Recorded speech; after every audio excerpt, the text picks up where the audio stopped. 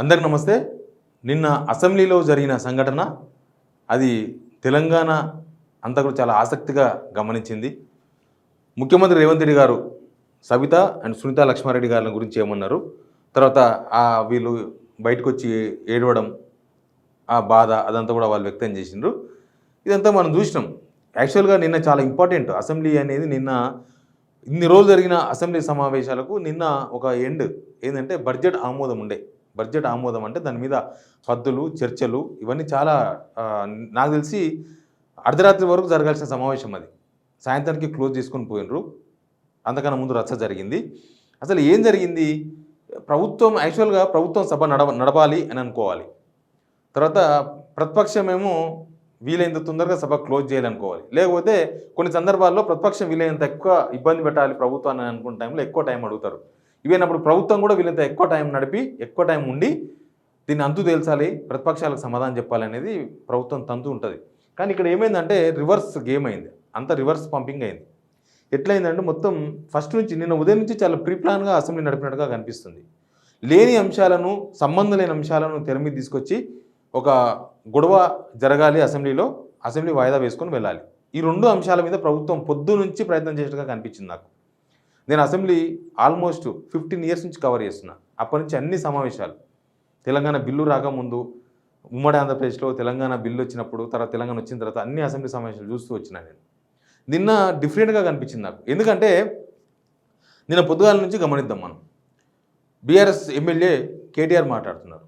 కేటీఆర్ ఏ issues మాట్లాడినంటే నిరుద్యోగుల issue మాట్లాడినరు, చేనేత కార్మికులకు సంబంధించిన ఇష్యూ మాట్లాడినరు, రాష్ట్రంలో శాంతి భద్రతల ఇష్యూ మాట్లాడినరు, రుణమాఫీ గురించి మాట్లాడినరు.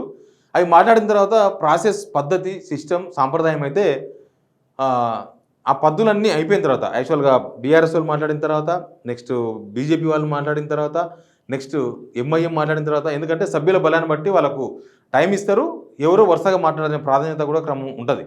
దాంట్లో ఎంతమంది మాట్లాడతారు? ఇప్పుడు బీఆర్ఎస్కి ఒక అరగంట టైం ఇచ్చారు అనుకోండి, ఆ అరగంటలో కేటీఆర్ ఒకటి మాట్లాడతారా, కేటీఆర్ ఇంకొక ఎమ్మెల్యే మాట్లాడతారా, లేకపోతే 5-5 నిమిషాలు మొత్తం అందరు ఎమ్మెల్యేలు మాట్లాడతారా అనేది వాళ్ళ పార్టీ ఇష్టం. అది అట్లా కేటీఆర్ మాట్లాడిన తర్వాత నెక్స్ట్ బలం ప్రకారం బీజేపీ మాట్లాడాలి, తర్వాత ఎంఐఎం మాట్లాడాలి, తర్వాత సిపిఐ మాట్లాడాలి, తర్వాత మంత్రులు దాని మీద సమాధానం చెప్పాలి, చర్చ జరగాలి దానిపైన. వీళ్ళు అడిగిన దానికి ప్రభుత్వం నుంచి సమాధానం రావాలి. రుణమాఫీ గందరగోళంగా ఉంది. రుణమాఫీ ఎవరికి అయిందో ఎవరికి కాలేదో చాలా గందరగోళమైన పరిస్థితులు ఉన్నాయి. రైతులు ఆందోళనతో ఉన్నారు కాబట్టి ఆ విషయం చెప్పాలి. నిరుద్యోగులు జాబ్ క్యాలెండర్ త్వరలో ఈ అసెంబ్లీ సమావేశాలు పెడతామని చెప్పిండ్రు కాబట్టి దాని గురించి ఆ సంబంధిత శాఖ మంత్రి సమాధానం చెప్పాలి. వీళ్ళందరికీ ఒకటేసారి సమాధానం చెప్పాలి. మంత్రులు మళ్ళీ లేవాల్సిన అవసరం ఉండదు. మంత్రులు చెప్పాలి. ముఖ్యమంత్రి ఏదో ఇంపార్టెంట్ అయితే తప్ప ముఖ్యమంత్రి లేవకూడదు. కానీ ఇక్కడ ముఖ్యమంత్రే లేస్తున్నారు. అసలు మంత్రుల నోరులని పడిపోయినాయి అక్కడ. అయితే కేటీఆర్ మాట్లాడినప్పుడే ధర్మపూర్ ఎమ్మెల్యే లక్ష్మణ్ లేచిండు. లక్ష్మణ్ లేచి దళిత ముఖ్యమంత్రిని చేస్తున్నారు, మీరు దళిత ముఖ్యమంత్రిని చేయలేదు, మీరు తెలంగాణ ఉద్యమంలో కేసీఆర్ చెప్పిండు తల నరుకుంటానన్నాడని ఇదంతా పాత దీని మీద 1,00,000 సార్లు అసెంబ్లీలోనే చర్చలు జరిగినాయి, సమాధానం దొరికింది, అన్నీ అయిపోయినాయి. సంబంధం లేనిది ఇక్కడ ఒక పార్టీ మాట్లాడిన తర్వాత నెక్స్ట్ జరగాల్సింది అది. కానీ లక్ష్మణ్ మాట్లాడింది అంటే ముందే సబ్జెక్టు డైవర్షన్ చేయాలి. అంటే ఇవన్నీ పబ్లిక్ సమస్యలు కాదా? అదే పబ్లిక్ సమస్యనా? దాని మీద ఆల్రెడీ కేసీఆర్ డైరెక్ట్ సమాధానం చెప్పిండు కదా. దాని మీద మళ్ళీ మాట్లాడితే టైం వేస్ట్. అక్కడ 1 నిమిషం సభ నడపడానికి 10,000 రూపాయలు ఖర్చు అవుతుంది. 1 నిమిషానికి 10,000 రూపాయలు ఈజీగా ఖర్చు అవుతుంది. తక్కువలో తక్కువ 10,000 రూపాయలు సభ. అవన్నీ జనం డబ్బులు. మీరు ఉత్తగా టైంపాస్ పెట్టనీకినో, లేకపోతే మీరు రేవంత్ రెడ్డిని మెప్పించనీకినో, లేకపోతే మేము కూడా మాట్లాడామని చెప్పుకోనికినో గల్లేరికి కాదు. ఎవరు మాట్లాడినా కూడా, ఈవెన్ ప్రతిపక్షం మాట్లాడినా కూడా అవి గవర్నమెంట్ డబ్బులు, అంటే ప్రజల డబ్బులు. నిమిషానికి 10,000 రూపాయలు ఖర్చు పెట్టి అసెంబ్లీ నిర్వహిస్తుంది.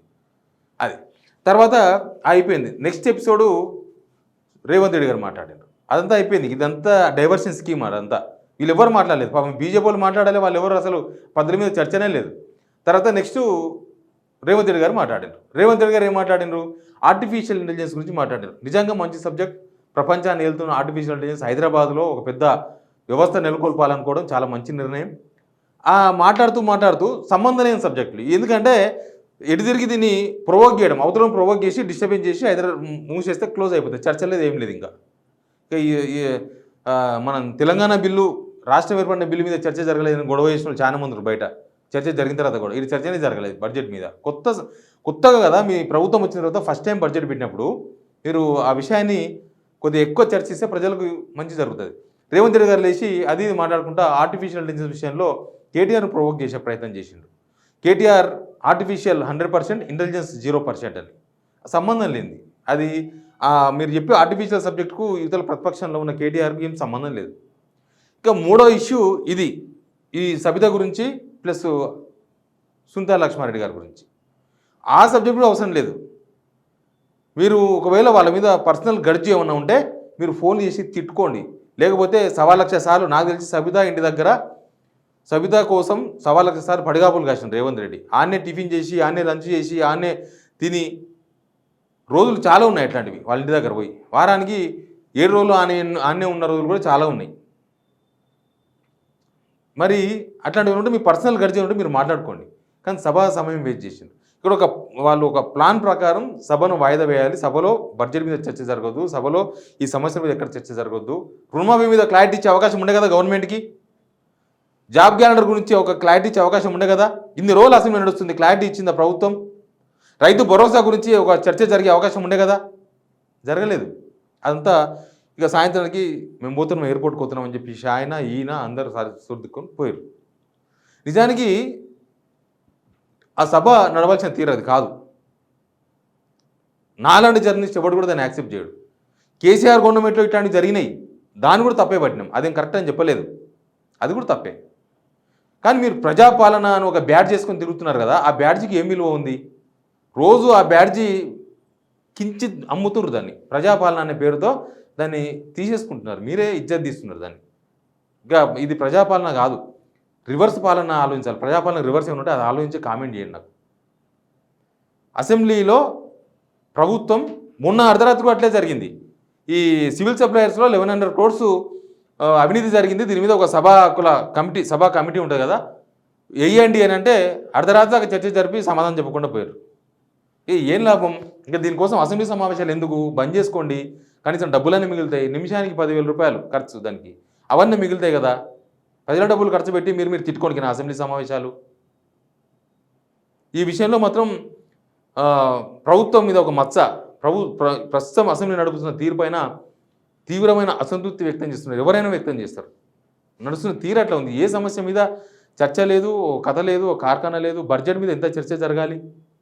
బడ్జెట్లో పద్దుల మీద పెట్టిన బడ్జెట్ మీద ఎంత చర్చ జరగాలి? మీరు పెన్షన్కు 4,000 రూపాయలు ఇస్తామన్న పెన్షన్కు 14,000 కోట్లు కేటాయించారు. దేనికి సరిపోతాయి ఆ పైసలు? ఆ చర్చ జరగాలి కదా. అంటే మీరు పెన్షన్ ఎగదోపుతున్నారా? ఇప్పుడు పెన్షన్ ఎగదోపుతారు, రైతు భరోసా ఎగదోపుతారు, రైతు బంధువు ఎగదోపుతారు. ఇంకా ఇవన్నీ ఏం చర్చకు రాకుండా అసెంబ్లీ మూసుకోవడానికి అసెంబ్లీ సమావేశాలు పెట్టి ప్రజల డబ్బును వృధా చేయొద్దని నేను కోరుతున్నా. Please subscribe signal TV.